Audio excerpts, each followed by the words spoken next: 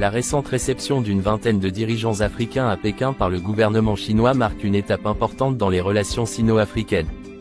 Cet événement s'inscrit dans la continuité d'une coopération qui a pris de l'ampleur ces dernières décennies, mais qui semble aujourd'hui s'orienter vers un nouveau modèle plus équilibré, où l'Afrique aspire à jouer un rôle plus actif et déterminant dans les échanges avec la Chine.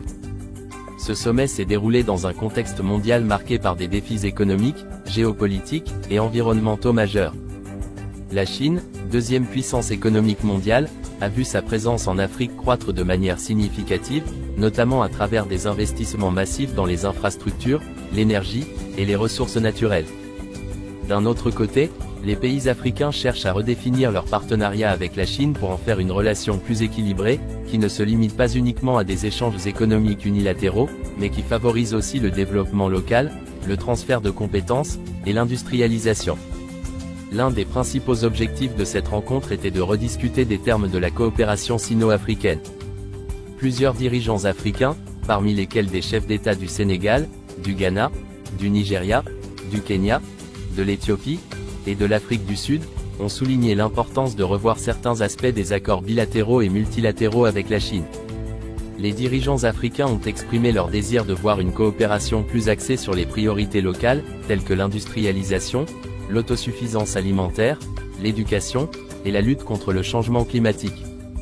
L'une des préoccupations majeures soulevées par les dirigeants africains est le poids de la dette contractée auprès de la Chine.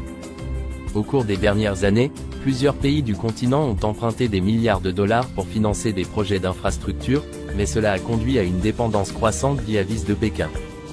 Pour éviter de tomber dans une spirale d'endettement, de nombreux dirigeants plaident pour des financements plus durables, ainsi que pour des conditions d'emprunt plus souples. Certains pays africains cherchent également à diversifier leurs partenaires commerciaux pour ne pas être dépendants d'un seul acteur global. Cela ne signifie pas un recul de la coopération avec la Chine, mais plutôt un rééquilibrage qui permettra aux nations africaines de renforcer leur position sur la scène internationale tout en consolidant leurs relations économiques avec d'autres blocs, comme l'Union européenne et les États-Unis.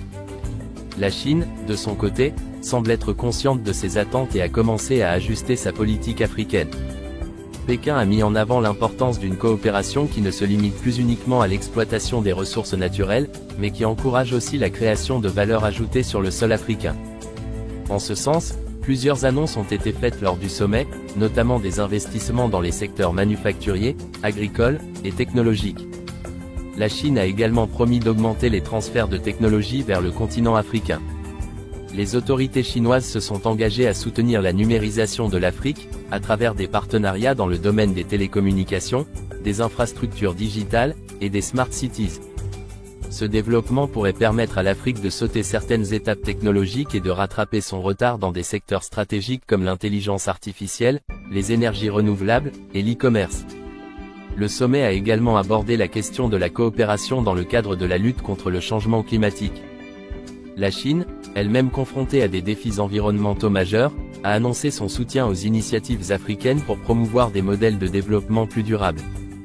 Des projets d'énergie renouvelable, notamment dans les domaines de l'énergie solaire et éolienne, ont été présentés, ainsi que des programmes de reforestation dans certaines zones touchées par la désertification, telles que le Sahel.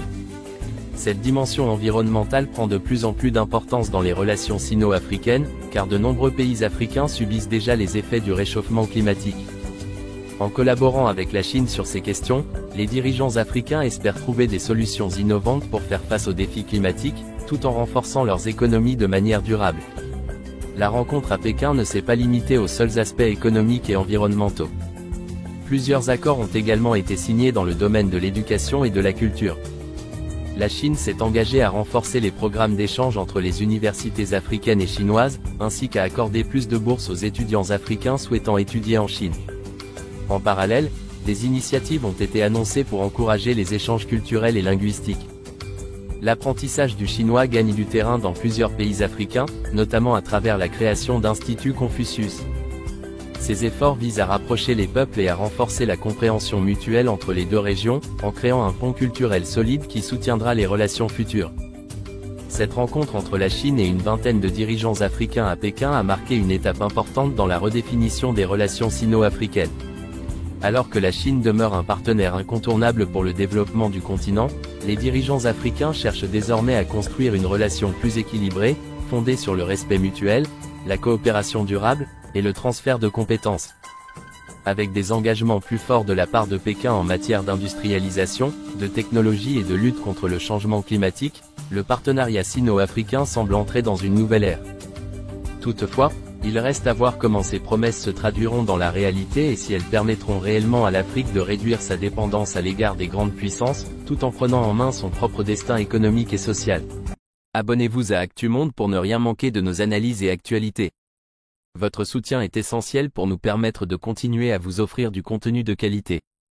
N'oubliez pas de liker, de partager et de laisser un commentaire pour nous dire ce que vous en pensez. Merci pour votre fidélité.